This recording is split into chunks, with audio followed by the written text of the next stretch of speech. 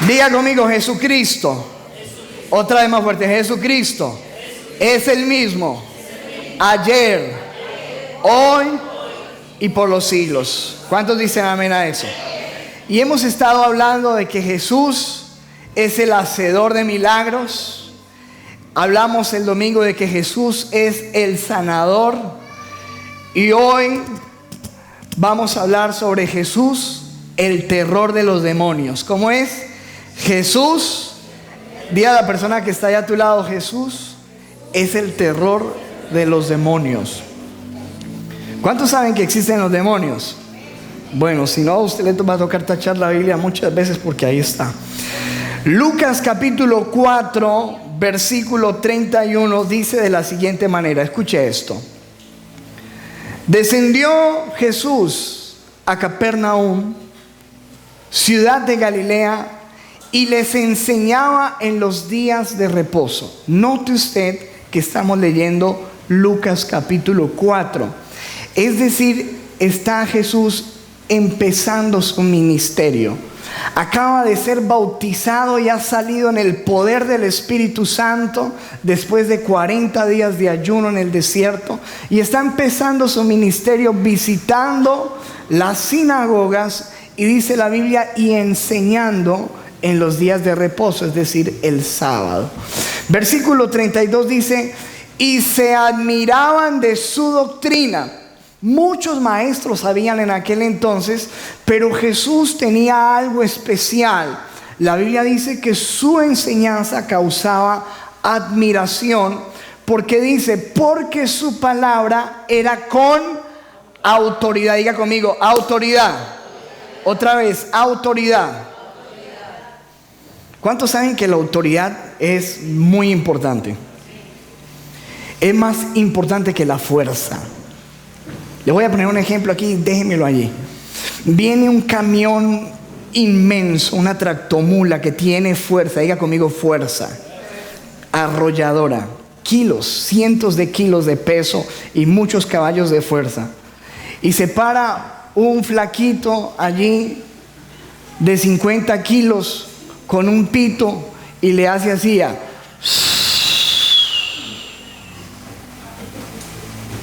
Y ese flaquito que no tiene nada de fuerza, con la autoridad que tiene, puede hacer parar una tractomula que tiene fuerza. ¿Cuántos ven la importancia? Lo que es la fuerza y la autoridad. Pues lo que nos dice la Biblia es que cuando Jesús predicaba, lo hacía con autoridad y la gente estaba admirada de su doctrina. En el versículo 33 dice, estaba en la sinagoga un hombre que tenía un espíritu de demonio inmundo.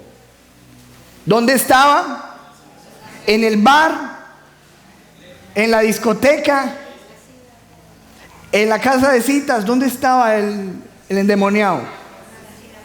Sí, es que en la iglesia hay de todo, hermano. Mire bien a la persona que está allá a su lado, mírelo así como sospechoso. Porque lo que dice la Biblia es que en la sinagoga estaba un hombre que tenía un demonio inmundo, el cual cuando Jesús empieza a enseñar con autoridad, Jesús está empezando su ministerio, exclamó a gran voz, es decir, empezó a gritar en medio de la reunión, diciendo, déjanos, ¿qué tienes con nosotros, Jesús Nazareno? ¿Has venido para destruirnos? Y escuche lo que dice, yo te conozco, yo sé quién eres, el Santo de Dios. Wow, ¿qué le parece a usted eso?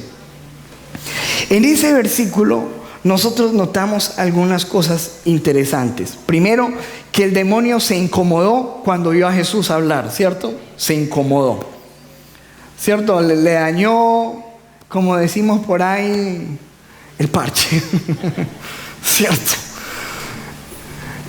Se incomoda, empieza a gritar y empieza a decir, yo te conozco y yo sé a qué has venido, sé que eres el Santo de Dios y sé que has venido a destruirnos. ¿Qué le parece a usted eso?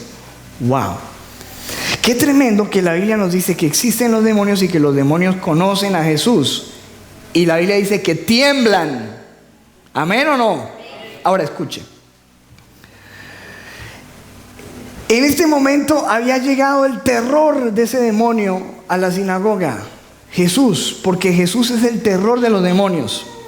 A los niños, usualmente, los adultos le muestran fotos de monstruos para que se tomen la sopa, ¿cierto? Vea, si usted no le toma la sopa, viene el coco y vea. Pues a los demonios le muestran la foto de Jesús para que se tome la sopa. Porque los demonios tiemblan delante de su presencia, y eso es lo que nosotros estamos viendo allí, que lo conocen. Dice: yo te conozco, sé quién eres el Santo de Dios y has venido para destruirnos. ¿Qué tienes con nosotros? Mire cómo lo dice esta versión. Esta es la Nueva Traducción Viviente. Escuche esto: vete. Mira qué descarado. Pon la siguiente versión, hijo. Dice: vete, ¿por qué te entrometes? No sé si está allí en la pantalla, pero escúchelo. ¿Por qué te entrometes con nosotros, Jesús de Nazaret? Has venido a destruirnos, yo sé quién eres, el Santo de Dios. Dice: ¿por qué te entrometes? A mí me encanta esa misma versión, pero en inglés, porque en inglés dice: ¿por qué interfieres con nosotros? Interfieres. ¿Por qué te entrometes? Y yo busqué esta palabra en el diccionario y dice lo siguiente: interferir o entrometerse. Interponerse una persona o una cosa en el proceso o desarrollo de algo, de manera que lo altere o que lo impide. Alguien que se mete a impedir un proceso, un desarrollo. ¿Estamos entendiendo? Y eso es lo que le está diciendo el demonio a Jesús. ¿Por qué te entrometes? ¿Por qué interfieres? ¿Por qué te metes aquí? Es decir, nosotros estamos realizando una obra y ahora tú quieres venir a impedirla. A eso el Señor le reprendió, versículo 35, diciendo: cállate y sal de él. Entonces el demonio, dice la Biblia, derribándole en medio de ellos, en medio de la sinagoga, salió de él y no le hizo daño alguno. Mira esta versión, la Nueva Traducción Viviente, ese mismo versículo. Le dijo: cállate, lo interrumpió Jesús y le ordenó, porque Jesús tiene que, diga conmigo, autoridad. Dice, le ordenó, no le estaba pidiendo el favor, le estaba ¿qué? Ordenando. Le ordenó: sal de este hombre. Y en ese mismo momento el demonio arrojó al hombre al suelo mientras la multitud miraba. Luego salió de él sin hacerle más daño. Diga conmigo, hacer daño. Porque el propósito de estos seres espirituales que la Biblia menciona y que Jesús vino a combatir, según la Biblia, es hacerle daño a las personas. Dice: se fue sin hacerle más daño.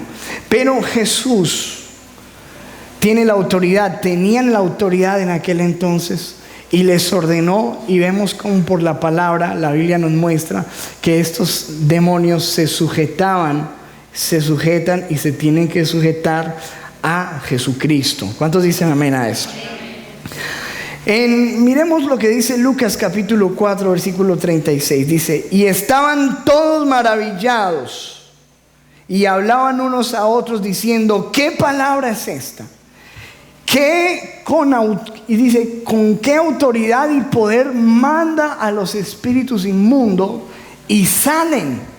La gente estaba aterrada, porque si usted lee la Biblia, ¿cuántos han leído aquí la Biblia y Artico? Bueno, lo felicito. Si usted lee la Biblia en todo el Antiguo Testamento, muy poco o nada se hablan de los demonios. Pero tan pronto llega Jesús, se empiezan a alborotar todos. ¿Sí o no? Y ahí es donde usted en el Nuevo Testamento ahora sí empieza a escuchar sobre esto que no se escuchaba en el Antiguo Testamento con mucha frecuencia. Dice la Biblia, y su fama se difundía por todos los lugares de los contornos. Mateo 4:17 dice, desde entonces comenzó Jesús a predicar y a decir, arrepentíos porque el reino de los cielos, ¿qué? Se ha acercado. Y cuando Él dijo, el reino de los cielos se ha acercado, es porque Él, que es el rey de ese reino, estaba aquí. Digo, se ha acercado el reino de los cielos. Y hay gente que se puso muy alegre, hay gente que no le gustó, pero sobre todo no le encantó para nada al reino de las tinieblas que el Señor Jesucristo hubiera venido. Porque el reino de los cielos empezó a establecerse y el reino de las tinieblas empieza a retroceder y a temblar ante la presencia de Jesús. ¿Cuánto vamos bien hasta ahí? ¿Listo? ¿Bien? Mateo 8, versículo 16 nos muestra a Jesús realizando lo siguiente. Dice, cuando llegó la noche, trajeron a Él muchos que endemoniados y con la palabra, ¿con qué lo echaba? ¿A bibliazos? Dice, y con la palabra echó fuera a los demonios y sanó a todos los enfermos. La gente le empezó a traer a Jesús a las personas que estaban endemoniadas, y dice la palabra que con su palabra los echaba fuera. Hechos capítulo 10 versículo 38. Mire qué versículo tan lindo dice la Biblia. Cómo Dios ungió con el Espíritu Santo y con poder a Jesús de Nazaret. ¿Qué tenía Jesús? El Espíritu Santo y poder y autoridad.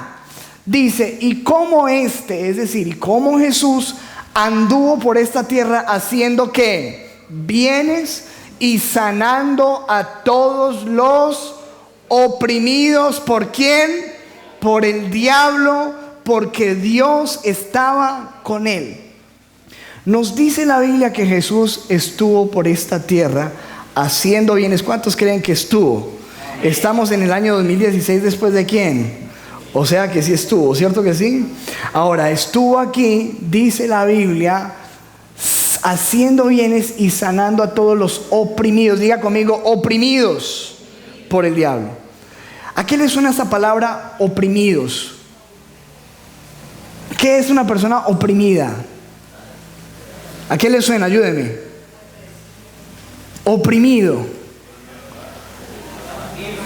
maltratado, golpeado, herido. Bueno, vamos a ver muchas cosas. Yo quiero explicarle a través de unas imágenes muy sencillitas que quizás en alguna otra oportunidad les compartí algunos, cómo es la actividad de estos demonios, cómo funcionan en nuestra realidad. Pon la imagen que está allá adelante, el versículo, que está allá atrás.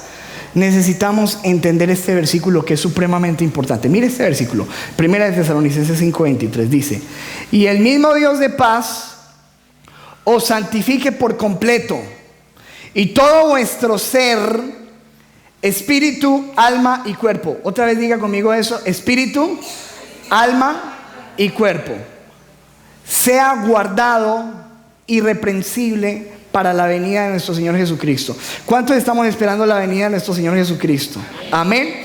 Y la Biblia dice que la meta es que cuando Él venga encuentre todo nuestro ser, que se compone de 3 cosas según ese versículo, y lo dice la Biblia. ¿De qué cosas? Espíritu, alma y cuerpo. Esa es la composición nuestra, ¿cierto? Somos un espíritu, un alma y un cuerpo que conforman nuestro ser.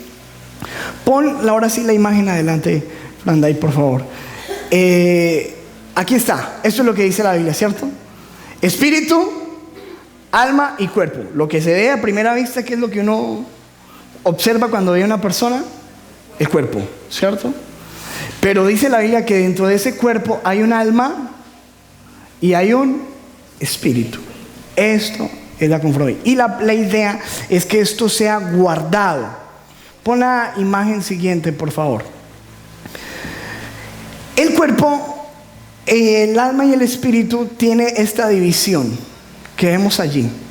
En el cuerpo nosotros tenemos los sentidos, ¿cierto que sí?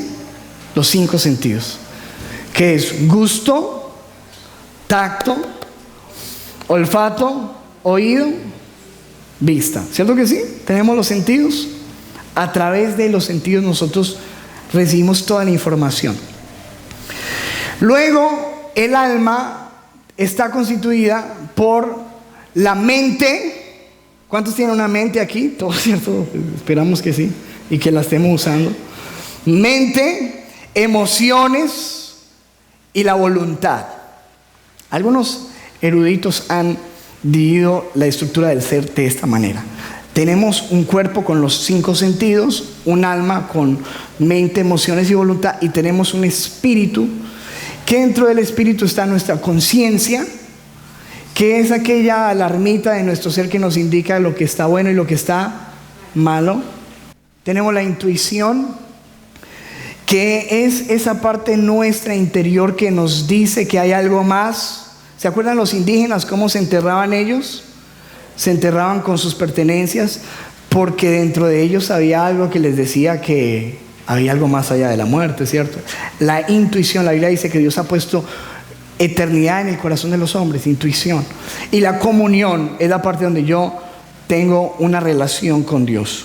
Cuando Dios le dijo al hombre, si comes del fruto ciertamente morirás. ¿Murió el hombre en su cuerpo? En su alma no, murió espiritualmente, ¿cierto? Una muerte espiritual. Su comunión con Dios se rompió. Esta es la estructura de nuestro ser. ¿Vamos bien hasta ahí? ¿Problemas? Muy bien. Sigue allí adelante, por favor. La Biblia dice que nosotros somos el templo del Espíritu Santo. ¿Cuántos dicen amén a eso? ¿Cuántos somos el templo de Dios? Cuando usted mira la antigüedad, el templo estaba constituido por 3 lugares. Que un lugar se llamaba el atrio, que era la parte de afuerita. Luego venía el lugar santo, ¿cierto? Que es donde estaban los panes, algunos símbolos importantes. Y luego estaba el lugar santísimo, que era el lugar donde estaba ¿qué? El arca, que era la presencia de Dios. ¿Cuántos han leído eso? Amén. Vamos bien hasta ahí. Yo necesito que usted me entienda esto. Porque así como el templo estaba dividido en 3, y lo más importante no eran los atrios, sino el lugar santísimo, así nuestro cuerpo, ¿cierto? O nuestro ser, que es templo del Espíritu Santo, tiene esas 3 divisiones. El cuerpo, que es como el atrio, el lugar santo, que es nuestra alma, y el lugar santísimo, que es nuestro espíritu. Pásala allá al frente, por favor, la siguiente imagen. La Biblia nos muestra que el enemigo es real y que tiene un reino que es real, que aunque nosotros los seres humanos no lo podamos ver, existe. Y que así como nosotros en algún tiempo no creíamos que habían gérmenes, bacterias, microorganismos que nos afectaban, y la gente le decía a Pasteur que estaba loco, después se dieron cuenta que era una realidad y que hay un mundo microscópico. Pero también hay un mundo espiritual que no es perceptible a nuestra vista, pero que es real. Y en ese mundo espiritual está Dios, están los ángeles, y está Satanás, el enemigo, y están los demonios. ¿Estamos bien hasta ahí? Bueno, eso es lo que dice la Biblia. La Biblia dice en Juan capítulo 10, versículo 10, que el enemigo tiene 3 funciones, 3 propósitos contigo, conmigo y con todos, que es robar, matar y destruir. ¿Cierto que sí? Él quiere matarte, robarte y destruirte. Y la Biblia dice que Jesucristo vino para darnos vida y vida en abundancia. Y también dice la palabra que el enemigo anda como león rugiente buscando ¿qué? A quién devorar. O sea, nos muestra la Biblia que el enemigo está mirando cómo atacar. También dice la Biblia en Efesios, no deis lugar al diablo. ¿Todos están familiarizados con esos versículos?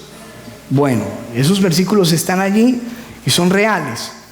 Entonces, cuando la Biblia dice no den lugar, es guarde las puertas. del templo, que empieza por los sentidos. El primer blanco del enemigo es los sentidos. Por los sentidos fue que atacó a Eva, ¿o no? ¿Qué le dijo a Eva? Dice que ella vio que el árbol era bueno para comer, o sea, para el gusto, y era agradable a los ojos, y lo codició. ¿Por dónde empezó la tentación? Y dice la Biblia que el enemigo le dijo, o sea, que ella lo escuchó. ¿Cuántos están viendo que ahí están los sentidos? Esa es la manera como el enemigo ataca primero, por los sentidos. Por eso dice la Biblia que nuestros sentidos tienen que ser cuidados para que no seamos engañados. Dice el apóstol Pablo, porque no quiero que así como la serpiente engañó a Eva, vuestros sentidos sean de alguna manera extraviados, engañados. Entonces, lo primero es que hay un ataque al cuerpo a través de los sentidos. Eso se llama opresión. ¿Cómo se llama eso, iglesia? Opresión. Por eso dice la Biblia que el Señor vino a ayudar a los que estaban oprimidos por el diablo. ¿Qué es opresión? Le voy a leer algunas cositas de aquí. Opresión, según el diccionario, es el acto de oprimir, sofocar, presionar, someter a una persona. Hablándolo espiritualmente, es el ataque que el enemigo hace al cuerpo y a los sentidos. ¿Cómo lo puede hacer? Lo puede hacer con enfermedades. ¿Cuántos saben que el enemigo puede traer enfermedades? Se lo demuestro con la Biblia. Pon el versículo siguiente. Lucas 13:10. Enseñaba Jesús en una sinagoga en el día de reposo. Versículo 11. Lucas 13:11. Y había allí una mujer que desde hacía 18 años tenía espíritu de enfermedad y andaba encorvada y en ninguna manera se podía enderezar.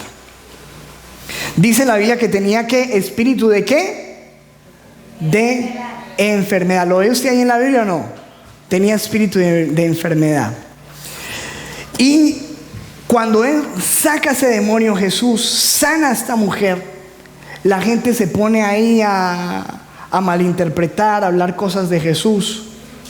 Y dice la Biblia que Jesús dijo en el versículo 16, a esta hija de Abraham, pon el versículo 16 por favor, a esta hija de Abraham que Satanás había atado o tenía atada durante 18 ¿qué? Largos años, no se le debía quitar esta cadena el sábado. La gente estaba muy enojada con Jesús porque la había sanado un sábado. Pero Jesús dijo, esta mujer llevaba 18 años con una cadena de Satanás. ¿Es claro o no? ¿O le parece que no es claro? Lo que nos muestra Jesús es que hay espíritus de enfermedad y que hay aflicciones en el cuerpo que el enemigo puede traer y ataduras que pueden venir sobre el cuerpo de una persona. Eso es uno de los ataques, es el primer ataque del enemigo al cuerpo, a los sentidos. Entonces viene con tentación a los sentidos, con insomnio, con ansiedades, con adicciones, presiones financieras, con todo lo que pueda oprimirnos. Son muchas veces ataques del enemigo. Esa es la primera área. Vuelve y pon la imagen, por favor, que estaba la imagen del leoncito. Luego de eso, escúcheme, luego de eso, de ese primer ataque, cuando nosotros empezamos a abrirle puertas al enemigo a través de los sentidos, empezamos a escuchar al enemigo, a tocar lo que no debemos tocar por ahí, ¿cierto? A ver lo que no debemos ver, a hacer lo que no tenemos que hacer. Entonces el enemigo ya tiene unas puerticas abiertas que nosotros mismos le hemos dado. Por eso dice el Señor, no deis lugar. Y empieza el enemigo a hacer un ataque más profundo adentro, al alma. Diga conmigo, al alma. Ese ataque se llama obsesión. ¿Cómo es? Obsesión. ¿Cómo se llama el de afuera? Opresión. El de adentro se llama obsesión, que es que el enemigo ya penetró tus sentidos y entonces está haciendo un ataque en tu alma. Es decir, mire lo que dice el diccionario con respecto a la obsesión. Obsesión significa asedio. Se trata de una perturbación anímica producida por una idea fija que con tenaz persistencia asalta la mente.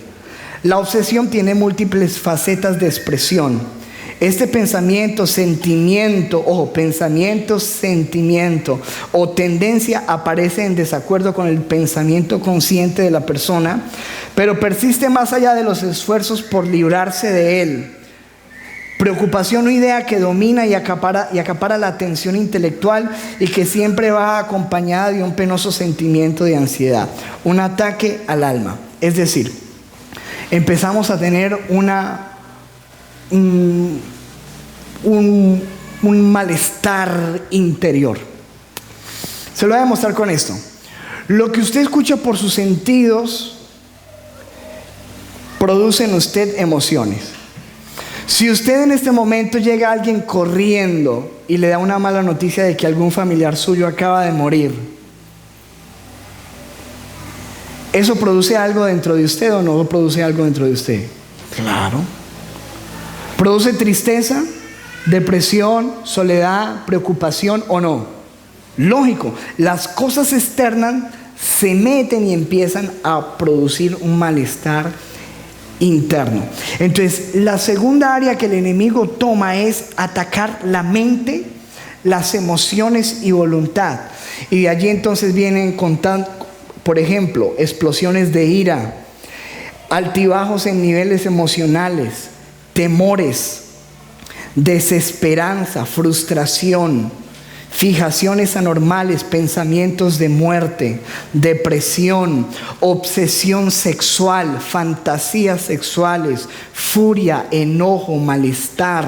Todo eso está acá adentro. ¿Cierto que sí? Segundo, allí, y usted, por más que quiera dejar de pensar, no se le sale esa idea o ese pensamiento o ese recuerdo o ese dolor del pasado, y el enemigo está trabajando adentro. ¿Cuánto me están entendiendo? ¿Bien? Esa es la segunda, obsesión. Cuando una persona sigue abriendo puertas y abriendo puertas y abriendo puertas, entonces el enemigo entra al lugar santísimo, que es al espíritu. Y eso allí ya se llama, según la Biblia, posesión. ¿Cómo es, iglesia? Posesión. O sea que el enemigo ya entró y ya maneja. Y eso es lo que nos dice la Biblia que Jesús vino a libertar, porque la gente venía como endemoniada. ¿Qué significa endemoniada? Que tenía el demonio adentro viviendo y que los controlaba. Ya no es una opresión afuera, ya no es una obsesión, una molestia interna, ya es una posesión. El enemigo adentro. Pon ahí la imagen siguiente, por favor. Entonces, como usted puede ver, amado, esos son las puertas. ¿No están ahí la imagen de las puerticas negritas? Las puertas que nosotros, hermanos, no podemos. Dile a la persona que está de tu lado: no podemos abrir puertas. Dile a la persona que está a tu lado: no podemos abrir puertas al enemigo. Hay un caso de la Biblia que yo quiero que nosotros miremos, que está en Marcos capítulo 5 versículo 1, y lo voy a leer la Nueva Versión Internacional. Mire esto. Cruzaron el lago hasta llegar a la región de los Gerasenos. Tan pronto como desembarcó Jesús, un hombre como poseído, ojo, poseído por un espíritu maligno, le salió al encuentro de entre los sepulcros. Versículo siguiente. Este hombre vivía, ¿en dónde vivía? En los sepulcros, porque ellos aman la muerte. Y dice, y ya nadie podía sujetarlo, ni siquiera con cadenas. Una fuerza descomunal poseen estos seres cuando están dentro de una persona. Dice, ni siquiera podían sujetarlo con cadenas. Versículo siguiente. Muchas veces lo habían atado con cadenas y grilletes, Pero él, ¿qué dice la Biblia? Los destrozaba y nadie tenía fuerza para dominarlo. Estoy leyendo la Nueva Versión Internacional. Nadie que tenía que fuerza para dominarlo. Versículo siguiente. Noche y día andaba por los sepulcros y por las colinas. ¿Cómo andaba? Gritando y golpeándose con piedras. O sea, estos les gusta llamar la atención, asustar, hacer ruido y dañar a la persona que habitan. ¿Cierto que sí? Porque dice que se golpeaban con piedras. Versículo 6. Cuando vio a Jesús desde lejos, corrió, y este hombre que no lo podía dominar nadie, ¿qué hizo cuando vio a Jesús? Se postró. Se acordó de la foto cuando le daban la sopita, ¿cierto? Y dijo, wow. Dice, se postró delante de Jesús y le dijo, ¿por qué te entrometes, Jesús, Hijo del Dios Altísimo? Ojo, le está volviendo a decir lo mismo que otro por allá, ¿cierto? Siempre decían lo mismo. ¿Por qué te entrometes? Este hombre es asunto mío, yo lo quiero destruir. Quiero destruir su vida, su familia. ¿Por qué te entrometes, Jesús, Hijo del Dios Altísimo? Gritó con fuerza, te ruego por Dios que no me atormentes. ¿Qué tal? A ellos les gusta atormentar, pero no quería que lo atormentara Jesús. Es que Jesús le había dicho, sal de este hombre, espíritu maligno. Versículo siguiente. ¿Cómo te llamas?, le preguntó Jesús. Dijo, me llamo Legión, porque somos muchos. O sea que no era uno, eran varios dentro de un solo hombre. Y dijo, como en una colina estaba paciendo una manada de muchos cerdos, los demonios le rogaron a Jesús. Yo quiero que entendamos eso. Le rogaron. Diga conmigo, le ruegan a Jesús. Le rogaron a Jesús. Mándanos a los cerdos, déjanos entrar en ellos. Así que él les dio permiso. Diga conmigo, los demonios necesitan permiso de Jesús. Amén. Les dio permiso. Cuando los espíritus malignos salieron del hombre, entraron en los cerdos, que eran unos 2000, y la manada se precipitó al lago por el despeñadero y allí se ahogó, porque ellos siempre buscan destruir. Dice la Biblia en versículo 14, los que cuidaban los cerdos salieron huyendo y dieron la noticia en el pueblo y por los campos, y la gente fue a ver lo que había pasado. Cuando llegaron a donde estaba Jesús y cuando vieron al que había estado poseído por la legión de demonios, ¿cómo lo vieron? Sentado, vestidito y en sano juicio. ¿Cuántos ven lo que hace Jesús? ¿Cuántos le dan gloria al Señor? Denle un aplauso fuerte a Jesús. Dice, sentado, vestido, un hombre que nadie podía coger, que nadie lo podía dominar. Dice la Biblia que estaba sentadito, vestido y en sano juicio. Y dice que la gente cuando lo vio tuvo miedo. Versículo siguiente. Dice la Biblia, los que habían presenciado estos hechos le contaron a la gente lo que había sucedido con el endemoniado y con los cerdos. Entonces la gente comenzó a suplicarle a Jesús que se fuera de la región. Imagínate, echaron a Jesús. Mientras subía Jesús a la barca, el que había estado endemoniado le rogaba, ya no era el demonio hablando, ahora era él. Le rogaba que le permitiera acompañarlo. Versículo 19, Jesús no se lo permitió, sino que le dijo, vete a tu casa, a los de tu familia, y diles todo lo que el Señor ha hecho por ti y cómo te ha tenido compasión. ¿Cuántos dicen amén a eso? Versículo siguiente. Así que el hombre se fue y se puso a proclamar en Decápolis, que eran 10 ciudades, lo mucho que Jesús había hecho por él, y toda la gente se quedó asombrada de lo que Dios, el Señor Jesucristo, puede hacer por el que está atado y cautivo. Él tiene libertad. ¿Cuántos dicen amén a eso? ¿Cuántos les dicen amén a eso verdaderamente? Que tenemos un Dios que nos deja asombrados. Y mira la autoridad y el poder. ¿Por qué? Primera de Juan 3, versículo 8. Si yo le preguntara a usted para qué vino Jesús, ¿usted qué me diría? No, Jesús vino para ayudarnos, para salvarnos, para perdonarnos, para sanarnos. Pues mire lo que dice la Biblia, el propósito de lo que vino Jesús a hacer. Primera de Juan 3:8. El que practica el pecado es del diablo, porque el diablo peca desde el principio. Para esto apareció el Hijo de Dios. ¿Para qué? Para deshacer las obras del diablo. ¿Para qué apareció el Hijo de Dios? Oh, para deshacer las obras del diablo.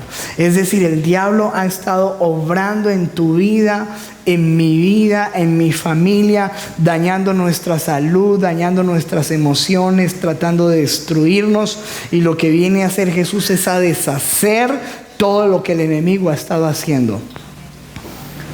Ese es el Jesús que nosotros tenemos, un Jesús que ofrece no solamente milagros, como ya lo escuchamos, que sana, sino un Jesús que liberta también. Y Él quiere libertar tu vida y la mía, porque muchas veces nos encontramos con vicios que no podemos dejar, con pensamientos que no nos podemos sacar de la mente, con cargas en nuestra vida, con aflicciones, con depresiones, con enfermedades, y por más que luchamos no podemos ser libres. Pero la buena noticia es que Jesús quiere liberarte, liberarme, liberarnos a todos. ¿Cuántos dicen amén a eso?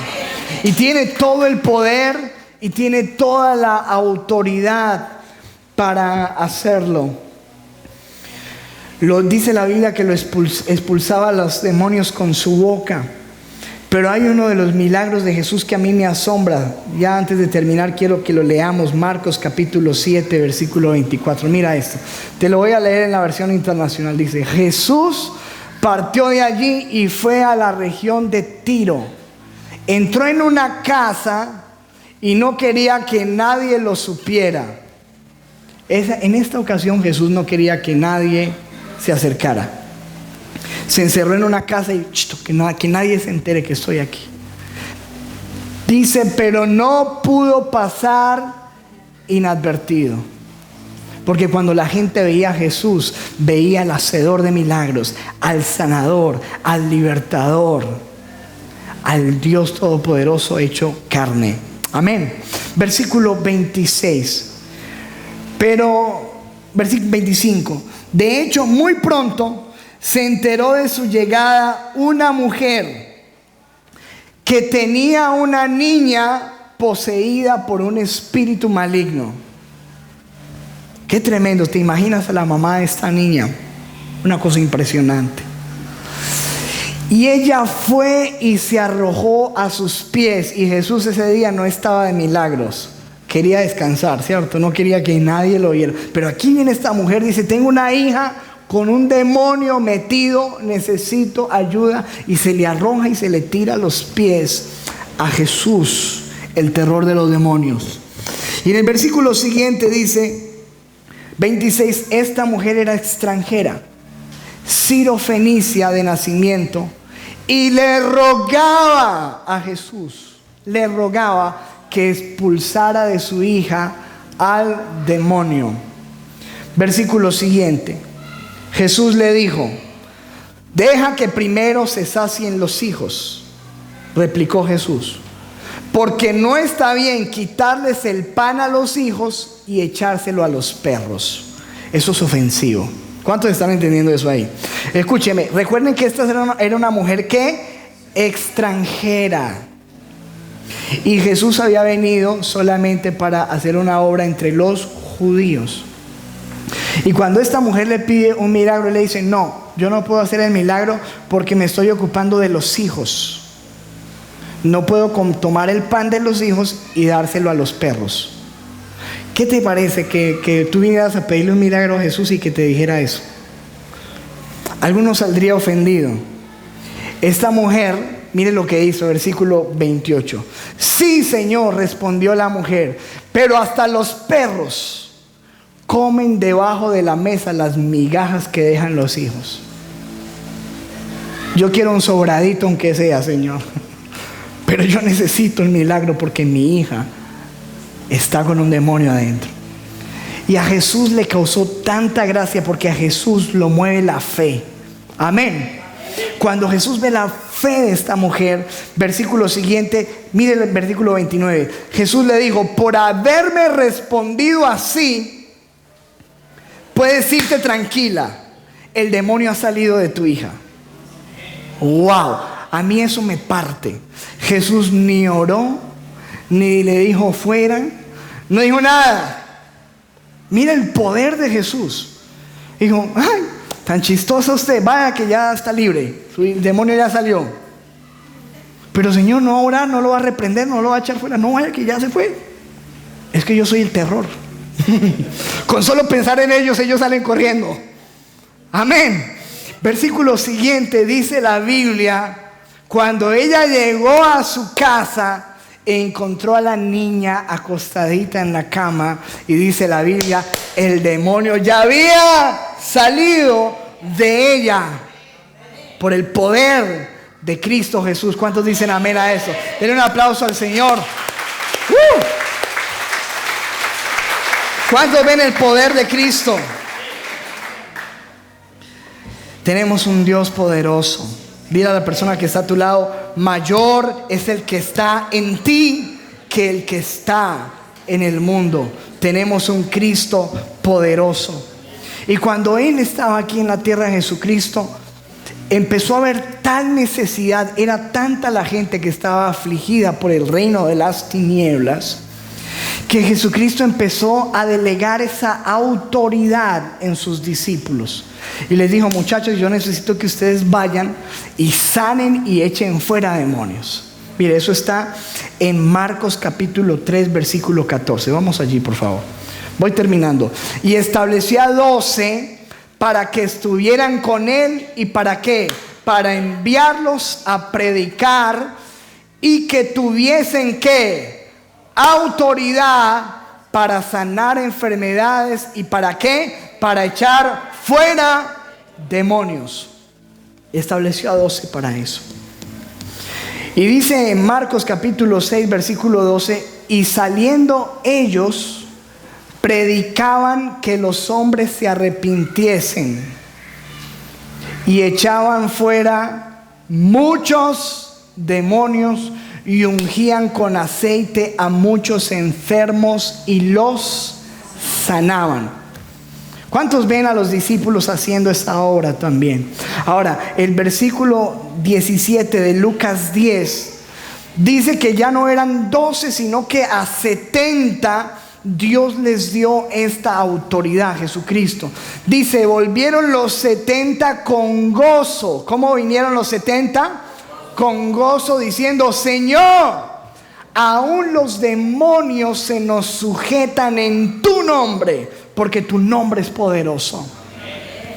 Se nos sujetan en tu nombre. Y en el versículo 18 Jesús se alegra y les dice: yo veía a Satanás caer del cielo como un rayo. Versículo siguiente, versículo 19: he aquí, yo os doy potestad de hollar serpientes y escorpiones, y les doy autoridad sobre toda fuerza del enemigo, y nada los dañará. ¿Cuántos reciben esa promesa? Amén. Nada los dañará. Versículo siguiente, ojo, versículo 20: pero no os regocijéis de que los espíritus se os sujetan, sino gócense de que sus nombres estén escritos en los cielos. Eso es lo más importante. Así que vemos a Jesús haciendo esto Vemos a los 12 haciendo esto. Después vemos a los 70 haciendo esto. Y después Jesús, cuando se va a ir, Él sabe que la batalla continúa y que el reino de las tinieblas sigue su operación, pero Él delega esa autoridad ya no sobre los 70, ya delega esa autoridad sobre los creyentes. ¿Cuántos creyentes hay aquí? Amén. Mire lo que dice Marcos 16:15. Y les dijo: id por todo el mundo y predicad el evangelio a toda criatura. ¿Cuántos saben que eso es lo que estamos haciendo? Versículo 16 dice: el que creyere y fuere bautizado será salvo, mas el que no creyere será condenado. Y hasta ahí lo leemos. Pero en el versículo siguiente, 17, nos damos cuenta que la gran comisión no termina solamente predicando y bautizando. En el versículo 17 dice: y estas señales seguirán a los que creen. ¿Cuántos creen? Él no dijo a los apóstoles, a los 70, dijo: a los que creen en mi nombre echarán fuera demonios, hablarán nuevas lenguas, tomarán en las manos serpientes, y si bebieren cosa mortífera, nada les hará daño. Sobre los enfermos pondrán sus manos y sanarán. ¿Cuántos dicen amén? Diga: eso es para mí. Y sacuda a la persona que está allá a su lado, dígale: eso es para usted. Ahora sacuda al otro y dígale: es para nosotros. Diga conmigo: autoridad de parte de Dios, poder para hacer su voluntad. ¿Cuántos dicen amén? Dios quiere que nosotros creamos esto. Y no solamente que nosotros podamos experimentar libertad, porque hay mucha gente que está en la iglesia pero sigue atada. La idea es que nosotros podamos experimentar libertad, que se rompa toda cadena en nuestra vida y que nosotros vayamos a libertar y ayudar a otros en su nombre. ¿Cuántos dicen amén a eso? Ahora, Primera de Juan 3, versículo 8, y con este versículo vamos terminando. Dice: el que practica el pecado es del diablo, porque el diablo peca desde el principio. Pero para esto apareció el Hijo de Dios, para deshacer las obras del diablo. Y dice la Biblia, no sé si hay un versículo más adelante, en Hebreos capítulo 13, versículo 8, ese Jesucristo que hizo esto hace más de 2000 años, la Biblia dice que es el mismo ayer y es el mismo cuando, hoy y por los siglos. No ha cambiado. Él sigue libertando y Él sigue siendo el terror de los demonios. ¿Cuántos dicen amén a eso? Denle un aplauso fuerte al Señor. Póngase de pie, por favor, y vamos a orar. Levante sus manos al Señor y vamos a proclamar la libertad del Hijo de Dios, de Cristo Jesús, sobre nuestras vidas. Levante sus manos al Señor y vamos a pedirle que primero nos liberte Él a cada uno de nosotros de toda opresión. Si usted ha sentido opresión en su cuerpo, en su vida, levante sus manos al Señor y dígale: Padre, hoy vengo delante de ti en el nombre de Jesús, rogando tu libertad de toda opresión. Levante su mano y diga conmigo: yo renuncio en el nombre de Jesús a toda opresión, a toda enfermedad, a todo desaliento, a todo cansancio, a todo estrés sobre mi vida. Todo lo que causa en mi vida sueño, desaliento, desánimo, pereza, enfermedad.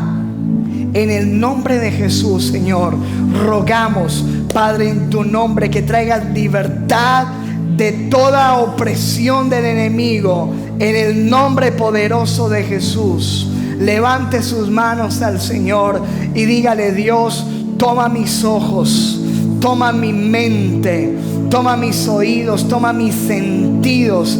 Toda puerta que yo haya abierto voluntariamente, hoy, en el nombre de Jesús, yo te pido que sea cerrada y que hoy tú traigas libertad a mi vida en el nombre de Jesús. Ahora levanta tus manos y vamos a clamar para que toda obsesión, todo ataque del enemigo a nuestra alma sea derribado hoy por el poder de Jesucristo. Levante sus manos y dígale: Dios, toma mi mente. Ponga sus manos allí en su cabeza y dígale: Señor, entrego mi mente. Todo pensamiento de fracaso, de frustración, de desilusión, temores en mi vida, depresión, angustia, miedo, yo lo echo fuera de mi vida por el poder de Cristo Jesús. Y ahora mismo, Señor, libértame, sana mi interior. Dile: Señor, te entrego mis emociones, todo sentimiento de odio, de rencor, de venganza. Señor, yo renuncio a ello en el nombre poderoso de Jesús. Y hoy, Padre amado, Señor, recibo la libertad de toda obsesión en mi mente, en mi alma, Señor, en mis emociones. Dile: Señor, que mis emociones sean sanadas. Señor, ahora mismo toda depresión, toda frustración, todo pensamiento de derrota, toda duda, toda desconfianza, Señor, toda sospecha, todo temor en mi vida, en el nombre de Jesús, sea desarraigado. Toda enfermedad interior en mi vida sea quitada. Y hoy, Padre, se rompa toda cadena del enemigo adentro de mi ser. Y ahora mismo dile: Señor, mi espíritu sea libre. Señor, toda atadura en el espíritu sea cortada por el poder del Espíritu Santo. Todo lo que impide que nos relacionemos contigo, todo lo que impide que podamos orar, que podamos servir, que nos concentremos en Dios.